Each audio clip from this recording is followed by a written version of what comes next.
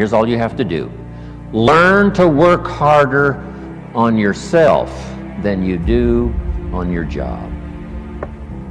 Once I understood that philosophy, it totally changed my life.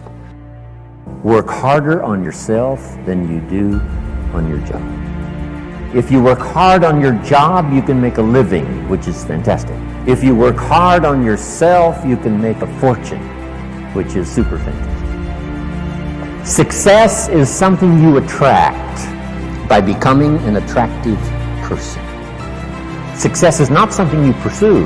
Success is something you attract by the person you become, by becoming an attractive person. Never be satisfied with yourself. Always know that as you invest the effort and time on you, that's the greatest ability that human beings have above animals. See, a dog can't be anything but a dog. Tree can't be anything but a tree. Human being, you've got unlimited potential. You can put effort on you, and by concentrating on you and developing you, you can transform your life wherever you are right now. So you want to work on yourself. My dreams are first every day, then my wife, then my kids.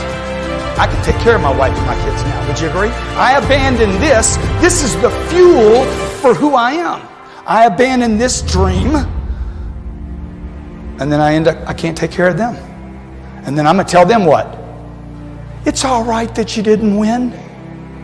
No, it's not all right if you don't win. You need to win. How many of you need to win more? Okay? If you don't control your environment, folks, somebody else is going to control your environment. You guys that run teams and run organizations, if you do not control your environment, someone else will control your environment. You are being controlled in your environment right now. If you don't control your environment, it starts with me. When I was 45 years old, I'm like, I'm going to control my environment. I'm going to take every penny I have, all the energy I have, all the resources I have, and I'm going to improve me. If I got to go broke in the process, because I'm already broke. Look, if you're not fulfilled if you're not reaching your full potential every day, you're broke right now. If you find your passion, you're going to have this tremendous energy. It's sustainable energy. But momentum requires you always do the next thing to keep the momentum going. If you believe in what you're doing, that's fuel. It adds more fuel to your fire. You got to keep going. You got to keep pushing through. You got to keep persevering. Because at the end of the day, when you do, and you do, and you do more, you will be amazed at how the universe conspires to help you get to the place that you wanted to get to. So believe in you, block out the shade, and let your sun shine on through. Because it's on you to be you. And the reason you get yourself in a passionate place is so that you change your life, and the only thing that changes your life is making a decision. So while you're in this passionate state, that's where you make decisions.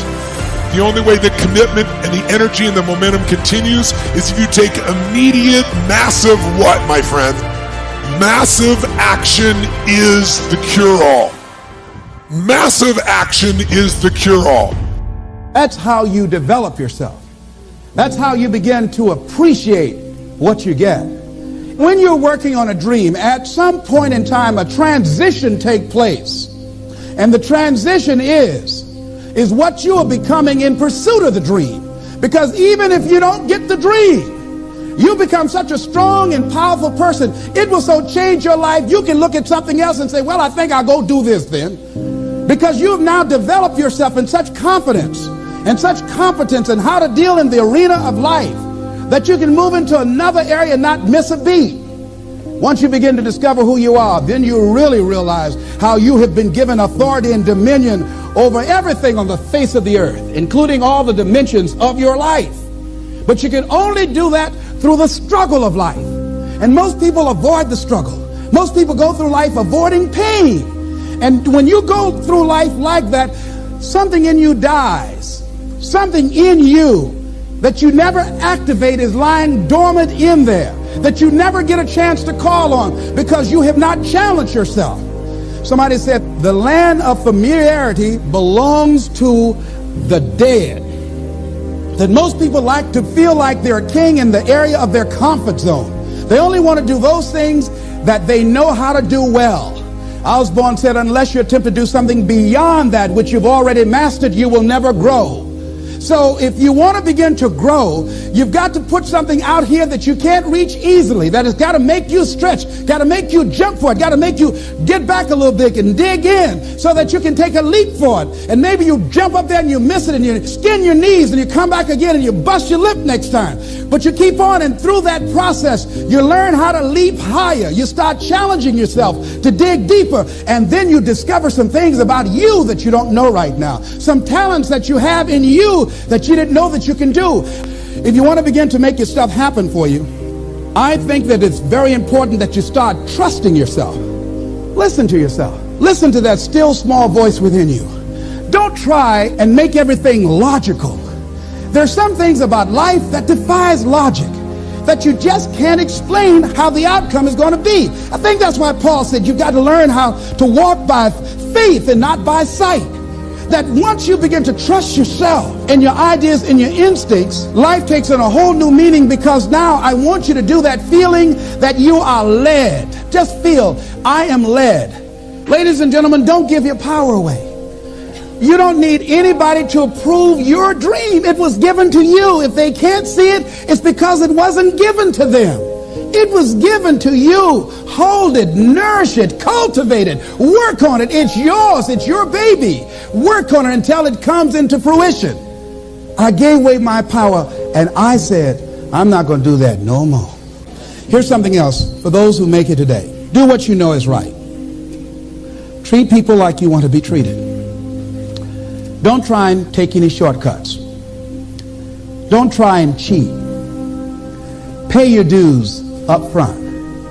I believe, ladies and gentlemen, what goes around comes around. You can pay now, or you will pay double later. So do the right thing.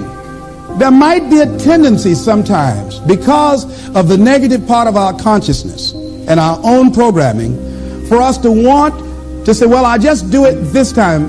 It won't matter. Won't nobody know. Ladies and gentlemen, everything matters.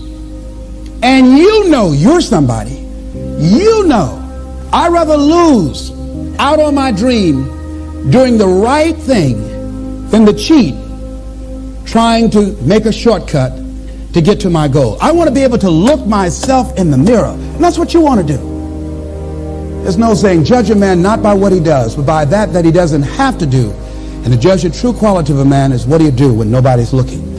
See, there's some good out there for you in the universe that has your name on it. And nobody can get your good. It has your name on it. They can't take your stuff. It's your stuff. So when you know that whatever you're seeking, it's also seeking you, you don't worry. You don't run scared. You don't think somebody's going to take it from you. You listen to your inner voice, and you always take the high road. There will be the tendency, the natural inclination to take the low road. You must resist that. Repeat after me, please. I will always take the high road. I will always take the high road. And do the right thing. And do the right thing. No matter what. Take action. Not hasty if it isn't required, but don't lose much time. Here's the time to act. When the idea is hot and the emotion is strong. That's the time to act. You say, Mr. Ron, I'd like to have a library like yours. See, if you feel strong about that, what you got to do is get the first book and then get the second book. Before the feeling passes and before the idea gets dim, action pronto, action immediate, action as soon as possible. Because if you don't, here's what happens. We call it the law of diminishing intent. We intend to when the idea strikes us. We intend to when the emotion is high. But now if you don't translate that into action fairly soon, now the intent starts to diminish. And a month from now it's cold. A year from now, can't be found. So act. Set up a discipline when the emotions are high and the idea is strong and clear and powerful. That's the time to set up the discipline. Somebody talks about good health and you're stirred. Says, right, I need to get a book on nutrition. Get the book before the idea passes and before the emotion gets cold. Go for the book. Start the library. Start the process. Fall on the floor. Do some push-ups. Action. Got to take action. Otherwise, the wisdom is wasted. Otherwise, the emotion soon passes. unless you put it into a disciplined activity. Capture it. Disciplines is called how to capture the emotion and how to capture the wisdom and translate it into equity. Disciplines. Now here's what's important about disciplines. All disciplines affect each other. In fact, here's a good philosophical phrase. Everything affects everything else. Nothing stands alone. Don't be naive in saying, well, this doesn't matter. I'm telling you, everything matters. There are some things that matter more than others, but there isn't anything that doesn't matter. Key to take home. Every letdown affects the rest of your performance. Every letdown affects the rest. This is part of the educational process on personal development. If you don't take the walk around the block, you probably won't do the apple a day. If you don't do the apple a day, you probably won't start building your library. If you don't build your library, you probably won't keep a journal, and you won't take pictures, and then you won't do this, you won't do wise things with your money, won't do wise things with your time, won't do wise things with your possibilities and relationships, and the first thing you know, 6 years of that accumulated, and we say you have messed up. So the whole key to reversing that process now is to start picking up these disciplines. Now here's the positive side. Every new discipline affects the rest of your disciplines. Every new one affects the rest. That's why action is so important. The least action, the smallest action. Take it. Because when you start accomplishing and the value starts to return from that one action, it'll inspire you to do the next one and the next one and the next one. You start walking around the block, it'll inspire you to get an apple. Get an apple, it'll inspire you to get a book. Get a book, it'll inspire you to get a journal. Get a journal, it'll inspire you to grow, develop some skills. All disciplines affect each other. Every lack affects the rest. Every new affects the rest. The key is to diminish the lack and set up the new. And you've started a whole new life process. Also, one more thought on discipline. Here's the greatest value of discipline. Self-worth, self-esteem. People are teaching self-esteem these days, but they don't connect it to disciplines. The least lack of discipline, and it starts to erode our psyche. One of the greatest temptations is to just ease up a little bit, right? The slightest lack of doing your best starts to erode the psyche. Instead of doing your best, doing just a little less than your best. Sure enough, you say, well, it's just going to affect my sales. No, it's going to affect your consciousness. It's going to affect your philosophy. Now you've begun in the slightest way to affect your own philosophy. Here's the problem with the least neglect. Neglect starts as an infection. And if you don't take care of it, it becomes a disease. And one neglect leads to another. And the worst of all, when neglect starts, it diminishes our self-worth, our self-confidence, our self-value. You say, well, how can I get back my self-respect? I'm telling you, you don't have to go to 29 classes. All you have to do is start the smallest discipline that now corresponds to your own philosophy, like I should, and I could, and I will. No longer will I let neglect stack up on me so that I will have the sorry scenario 6 years from now, giving some excuse instead of celebrating my progress. That's the key to discipline. Okay? Let's get kids involved in the least of disciplines. One more, and then one more, and then another one, and then another one, and then some more. And the first thing you know, you're starting to weave the tapestry of a disciplined life into which you can pour more wisdom and more attitude and more strong feeling, more faith and more courage. Now you've got something, a vessel in which to put it, and now the equities start to flow. And the early return, I'm telling you, if you'll start this process, the early return will have you so excited, you'll commit yourself to this strategy for the rest of your life. You'll never go back to the old ways. Join a new crowd, join a new group. The disciplines to do it, take action. I recommended the last time I was here, the little book, Richest Man in Babylon, and I said, I've lectured now to over 3 million people in the last 33 years, and I've recommended this little book to almost all of them, I think. Guess how many have actually gone and got this little book? Answer, very few. My best guess is 10%. Such an easy thing to do. In that last seminar, right, I suggested this little book, number one, is easy to find. Number two, it's easy to buy. The most you can pay for it, $6, $7, $8. You can borrow that from your kids. And number three, it's easy to read. It's in story form. That's why I use it for teenagers, teaching them how to be rich by 40, 35 if you're extra bright, much sooner if you find a unique opportunity. But if it's easy to find and easy to buy, and if it's easy to read, why wouldn't everybody go get it? We don't know. What do you know? You don't know. I don't know. Nobody knows. Here's how profound it is. Some do and Some don't. Now here's the numbers. About 10% do. 90% don't or won't. We don't know the mystery of that.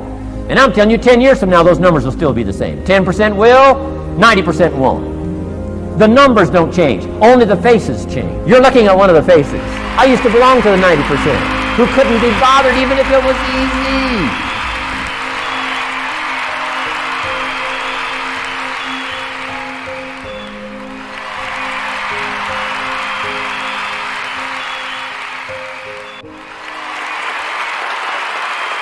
Thank you for watching. This is Denzel Washington. Please don't forget to share comments and subscribe to this channel for more contents like this one. God bless.